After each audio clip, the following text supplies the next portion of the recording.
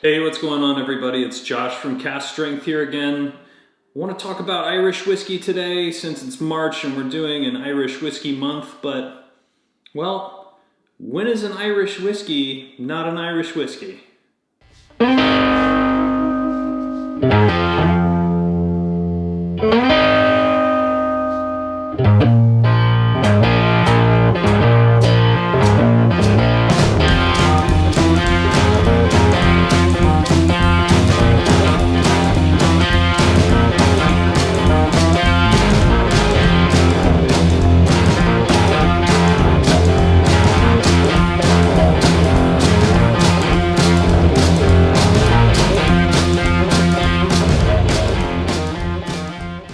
Fortunately, unlike some people, I don't have to wear a stupid looking hat in my Irish whiskey videos.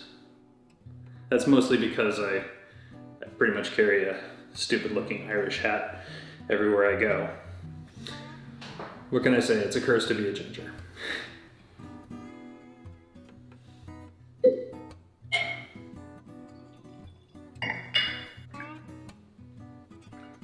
Alright guys, so this is Andalusia Whiskey Company, triple distilled, single malt.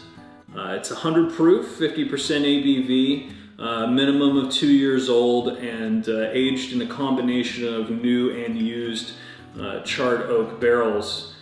So it's done in an Irish style. Now, of course, not all Irish whiskey is triple distilled, but that is somewhat of a common thing in Ireland. So they make their triple distilled whiskey as kind of a tribute to the Irish tradition. Now, this is also a certified Texas whiskey. You'll see in this sticker right here. I'll get a close-up shot of that. That means these guys are a member of Texas Whiskey Association. They're going to be a stop on the Texas Whiskey Trail.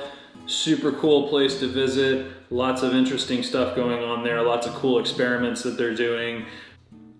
One cool thing about Andalusia is that they bottle every single one of their expressions at 100 proof.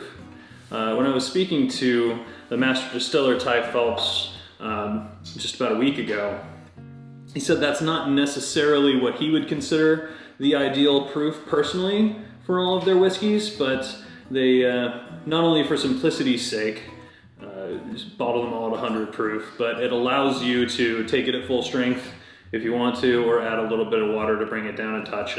And he showed me a few of the whiskeys that they produce that open up with just a little bit of a dash of water. So kind of allows, it's almost like being cast strength, where you can kind of proof it down to your own desired ABV.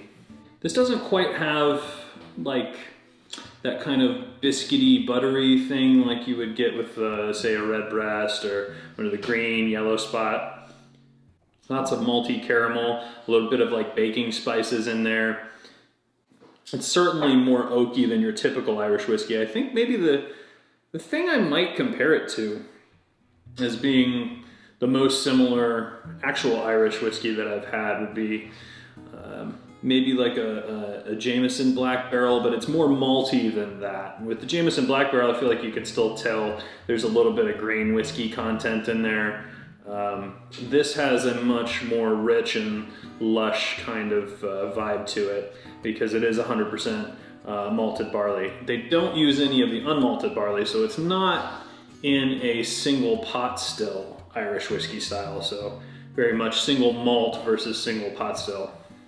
The Andalusia whiskeys all have this character to me that's a little bit like malted milk, like candies that have malted milk to them, milk duds, that sort of thing. There's a little bit of that sort of cereal sweetness that you get with a malted milk.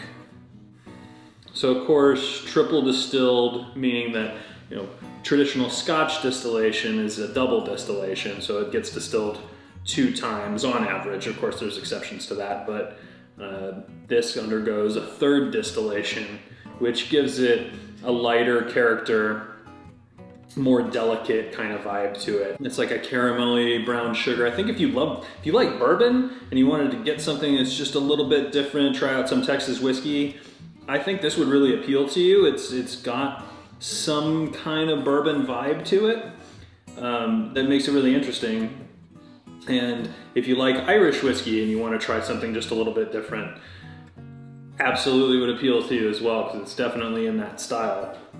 It definitely has still a lot of richness and a long finish with just a little bit of bite on the finish there, a little slight peppery, or I'd say almost more like a clove cinnamon type bite on the end there. It's only got this undercurrent of an Irish vibe, and then it's just Texas on top of that. So you get, even though it's only 2 years old, you definitely get a lot of the barrel influence in here. But to me, it's not overwhelming. It just makes it a little bit different than your average Irish style whiskey. And as far as I'm aware, these guys are doing the only Irish style whiskey in the state right now. There may be somebody else, but I haven't had it.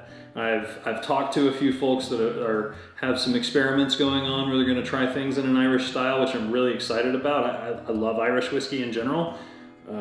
So this is definitely unique, I think, in the Texas whiskey landscape to have somebody doing something in a triple distilled single malt, which I think is really cool. That's one of my favorite things about Andalusia, is not only are those guys, Ty and all the people that work with him to produce their whiskey, incredibly dedicated to quality and dedicated to their craft.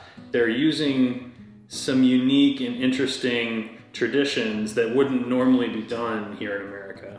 So a couple of cool things about Andalusia. It's actually set on like a ranch property. It is a working farm. There's actually livestock and everything that would come with a working farm. And when they finish making their whiskey, the spent grains, once all the extra sugar and all that stuff's stripped out of it and all that's left is like protein and fiber and some fats and things like that, they take that and recycle it into animal feed for the on-site livestock, which is super cool. They have a focus on some sustainability too. The water quality out by Andalusia, they get really hard water, and of course, it's in the middle of Texas hill country, so they have a huge cistern, like rainwater collection system.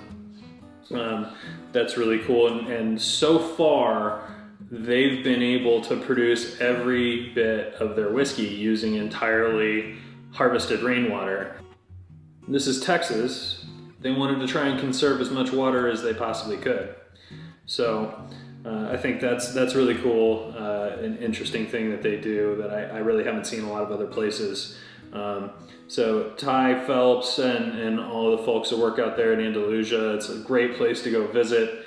They're really generous, very cool people. They do a lot of creative stuff out there. And as far as I know, so far, this is the only Irish-inspired whiskey that's coming out of Texas at the moment. I know there's a few other folks at some other distilleries working on a few different things, but Andalusia's been putting this out for a few years now, and it's absolutely one of my favorites. I love that they focus on single malt, because just not too far down the road from them there is Real Ale, and they're making whiskey out of their beer mash bills.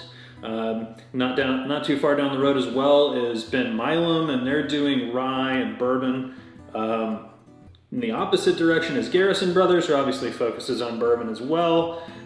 There's some other folks, like Balcones, etc., doing malt whiskey in the state, but Andalusia, I think, is the only one that, at least so far, chose to focus on exclusively single malt whiskey, which is my favorite style. I tend to be kind of gravitate towards malt whiskey personally. And I just really respect the fact that Ty decided, you know what? I'm a malt whiskey guy, that's what I like, and that's what I'm gonna make, and I'm gonna make it the best way I possibly can. I'm gonna do it in a way that's as sustainable as I possibly can. So yeah, I think that's it.